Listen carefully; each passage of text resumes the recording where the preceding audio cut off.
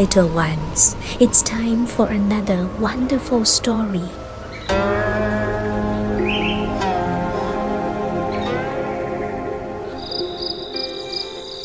The dog is considered to be an extremely virtuous animal, besides being acclaimed for its loyalty.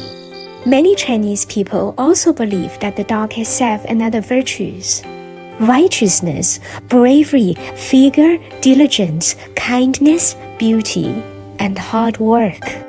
However, people tend to forget that the dog is also extremely playful. Ever wondered why it came in second to last among the zodiac animals?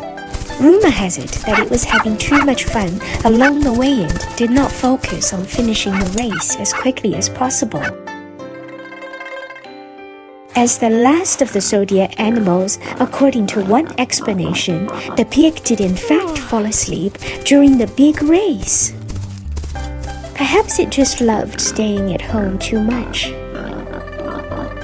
The Chinese character for home is made up of a roof and a pig. In other words, home is where a pig has a roof above its head. A house with a pig would also be a dwelling place for human beings.